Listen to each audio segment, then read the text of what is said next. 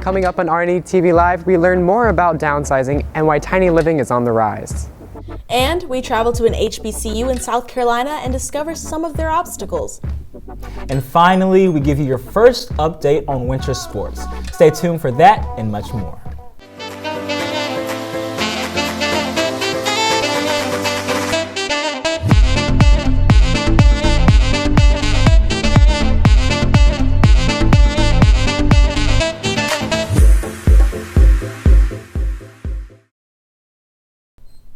Good morning. Today is Thursday, December 19th. I'm Darius Darby. And I'm Kirsten Gunter. Let's get right into today's top story. 37% of graduating seniors in South Carolina are African American, and RNE is approximately 67% African American. Since RNE is more diverse than most schools in the state, many students wish to attend colleges and universities with similar diversity. Here is RNE-TV Live reporter Kiana Argumido with information about some of these schools. College students have an opportunity of choosing between a predominantly white institution, also known as a PWI, or a historically black college and university, commonly referred to as a HBCU. An example of a PWI is Duke University, where an example of a HBCU is Howard University. Historically black universities are universities and colleges that were founded before 1964, mainly to meet the needs of historically black populations. In recent years, HBCUs have seen a 9% decline in student enrollment, but many believe this is due to the underfunding of HBCUs, since they only receive 1/8 of what an average PWI would receive for funding. We are underfunded institutions. We don't get a lot of money from if they're a state institution or a private institution. The education system, the American government, they don't fund HBCUs as much, and it really shows because Claflin is one of the oldest HBCUs in South Carolina, but our facilities, they aren't the best. Due to the vast amount of stereotypes about HBCUs, many students turn their heads from applying. So Yale and Harvard, yes, they get a good rep, but then when you talk about HBCU, they always downplay us. A myth of people feeling that because HBCUs has this stereotype that maybe we don't feel like we should fund them. According to the University of Southern California's Race and Equity Center, African American students are graduating at a higher rate from HBCUs than PWIs, but many students go to HBCUs for the community aspects. I feel more comfortable, more free, and it's like there's people who relate to me more instead of, having to go to a PWI, and then there's always black student unions, but here it's everybody's a part of the same, not the same culture, but we have somewhat of the same experiences. If you want to learn more about HBCUs or PWIs, you can visit Miss James in the College Career and Readiness Center. Reporting for RNE-TV Live, I'm Kiana Argumido. Thanks, Kiana. You can also speak to Miss James about specific scholarship opportunities available for minority students as well. Today's ACT word of the day is luminary, which means a body or object which gives off light or an important person who has inspired others. For example, she is considered one of the greatest luminaries of our time. The Chick-fil-A Classic raffle is over. We are here to draw the name of the winner. And the winner is Ronald Cruz. Mr. Chambers will bring you your tickets. You can stop by B207 if you have any questions. On Tuesday, student government continued the countdown to the holidays with sweet treats. Students headed to the science atrium during lunch and decorated gingerbread cookies. Students made Christmas trees, gingerbread men, and other fun designs. The event brought many of the student body together to socialize, while at the same time raising money for Hope 365 and Families Helping Families. So this was another fundraising event for Hope 365. We were making gingerbread cookies, and we need to raise money because not only would we like to have non-perishable items, but we would also like to have money so that we can go and spend it on things for people, for the homeless, which is what Hope 365 is for. It's good for the school because members of the student body get to gather and just congregate with their friends and have fun while also putting the money towards a good cause. You can enjoy Pictures with Santa today during lunch and an alumni RNE versus Spring Valley basketball game today during 4th block. Tickets are on sale during lunch for $2. Yesterday, students filed into the gym to celebrate giving at the annual Hope 365 Assembly. The Hope Project assists the underprivileged in our community by offering many different donations, such as blood, socks, and most famously, canned goods. The Hope Assembly this year raised over 27,000 cans for the homeless. Some of the entertainment included RNE's chorus, orchestra, and dance program, and also Condor's Elementary's dance program. Hope 365 stands for Helping Other People Everywhere, and it is a community service initiative that Richland Northeast has had for several years, and it's to show students that to be bigger than themselves. Oh my goodness, it was an amazing event just to see what you guys have done here for the Hope 365. And the way the students just pitch in, it was just a great event, and it absolutely helps the community, no doubt. We have 4 Hope chairs, and each one of them are tasked with a different department. They have a community service chair, and she goes out to the different community agencies and things like that. So they are very huge in it, and just setting up the program itself, I need students, and so they play a very huge part. You all should be extremely proud of yourselves and the positive impact you are making. Convergence Media and the book club donated over 1,000 socks for the homeless. And I saw several students knitting scarves and hats during lunch last week. The knitting club also plans to donate several of these items to the homeless. Coming up after the break, we have the final sports update of 2019. And we see how Columbia area families are choosing to downsize. We'll be right back.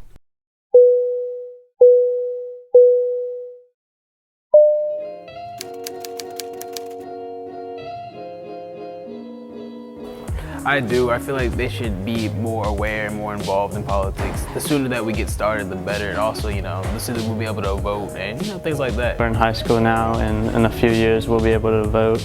I think we should be able to know what we want. And even though we don't have our own lives yet, we should be able to decide what we want. No, because we should be able to embrace our younger years while we're still here. Yes, because we should be aware of the world, how it is right now.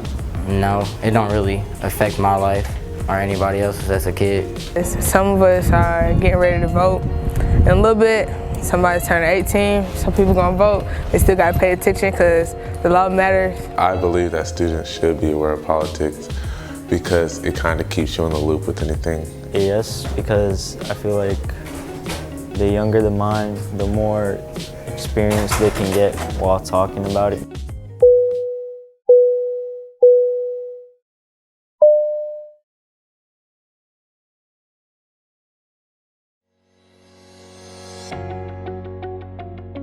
Convergence Media is a magnet program with student-produced print and broadcast journalism.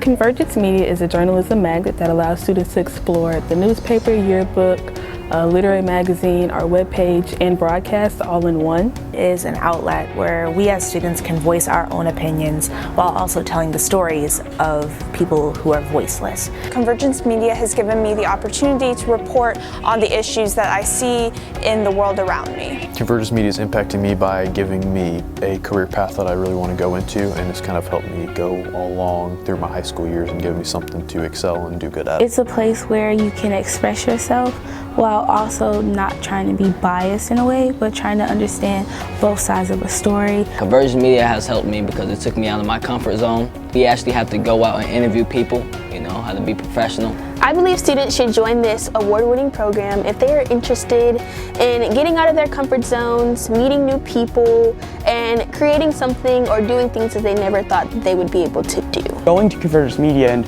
actually learning about all this stuff about journalism and doing online, doing broadcast, I've somewhat come out of that shell and been able to just be more personal as a human being. I would tell students to join Convergence Media because not only are you able to meet new people, but you're also able to keep up with current events happening within your community. And what Convergence Media does is set itself apart. We make award-winning work. We don't make work to win awards. That's one of the things we say all the time.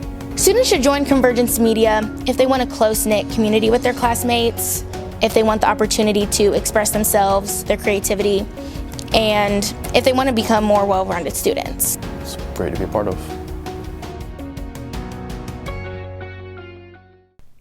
In club news, there is a Northeast Disciples meeting today during lunch in A212. There will be fellowship and Christmas-themed games. The Key Club annual Christmas potluck is today during lunch in room A205. Any members or non-members are welcome. Please contact Mrs. McLean if you have any questions. Imagine downsizing from a 3-bedroom, 2-bath house to a house on wheels. It may be hard to imagine, but for some families, is their new reality. This new trend continues to grow each year. RNE-TV Live reporter Scotty Moore visited one company in West Columbia, hoping this dream come true for Midlands area families. Living in a traditional home and downsizing to a unit half its size is a trendy new lifestyle called tiny living. Tiny living is basically a phenomenon that's trending across the country. It can be folks who are downsizing, who are retired. It can be folks who are just looking for a different lifestyle completely. With shows on channels like HGTV, many believe there is only one kind of tiny home, but that is not the case. It's not just people downsizing into true tiny houses on wheels that you can pull behind your cars. It can be people moving into transitional vehicles that they've created housing out of, buses or the like. It could be folks getting RVs. For one family, downsizing has been a complete lifestyle change. It was different. You get rid of the clutter, you get rid of the stress, and you have a healthier mental life. The kids are spending so much more time outdoors getting fresh air and sunshine. I think their mentality is a lot easier. When we come home, we can get out of the car, do a couple chores, and we could go straight to playing outside and calm down. Maybe sometimes do a fire with marshmallows and s'mores. Downsizing allows for financial independence and also allows people to own property without spending too much money. According to GoDownsize.com, a traditional home costs around $250,000 on average, while the price of a tiny home is around $75,000, leaving more money in the tiny home owner's wallet. It's an affordable way to live. It's a decluttered lifestyle, and it gives people the flexibility to live in a less expensive house with lower taxes, lower power bills, etc., to give them the freedom to do other things they may like to do, whether it's spend time outdoors or travel more or what have you. We have more money since our cost of living is down to do more adventures. We went on a hot air balloon ride yesterday. Those aren't cheap, but we were able to afford it because we're not making house payments anymore. Tiny living is a lifestyle change that is growing in popularity for people of all walks of life. Reporting for RNE-TV Live, I'm Scotty Moore. Thanks, Scotty. You can learn more about tiny living at tinyliving.com. From basketball to wrestling, winter sports are keeping our sports team busy. Here is Sports 360 reporter Ebony Christie with the final sports update of the year.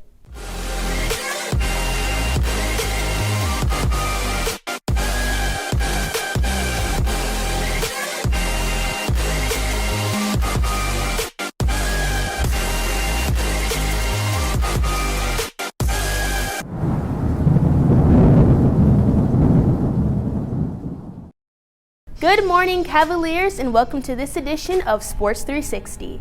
I'm Ebony Christie. Winter sports are well on their way. Let's start on the court. The boys basketball team played last Friday at home against Spring Valley. Marcus Anderson hit the first three from the corner for the Cavaliers. RNE ended the first quarter with a score of 12-11. Spring Valley took the lead in the second quarter with a jumper, which made the score 11-14. Jordan Pratt then stole from the Vikings. Pratt passed the ball to Duran Brown, who took it for a layup. Calvin Hall then broke the tie of 22 with the layup. Brown then hit a three from the wing, giving the Cavaliers the lead at halftime with a score of 25-24. The Cavs kept their momentum with Anderson making a three.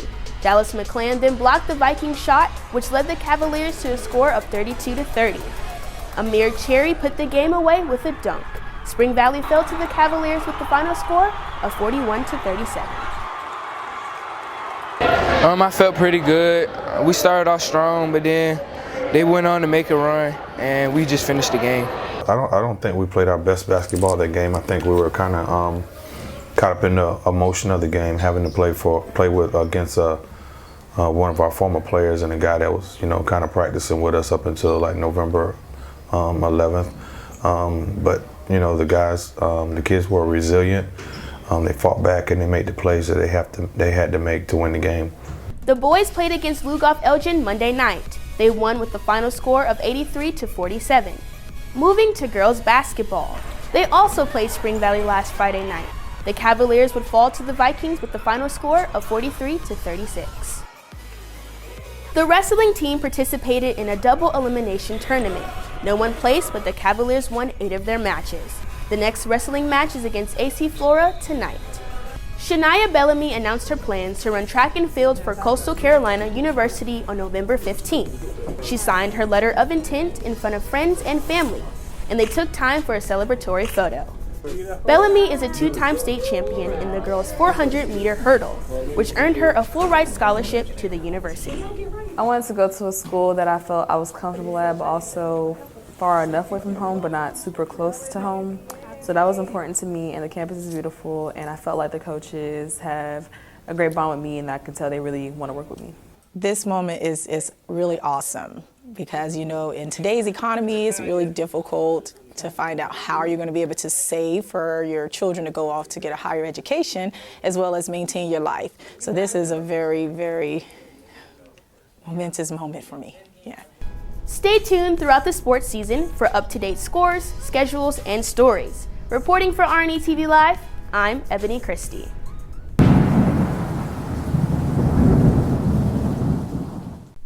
Thanks, Ebony. You can check out the boys basketball team tonight at the Chick-fil-A Classic. Well, that's all we have for today's show. Tomorrow is the official start of winter break. Stay tuned when we return for a documentary about immigration and recap today's holiday festivities. Reporting for RNE-TV Live, I'm Kerslyn Gunter. And I'm Darius Darby. RNE-TV Live would like to wish you a happy holidays and a happy new year. And remember, it's a great day to be a Cavalier.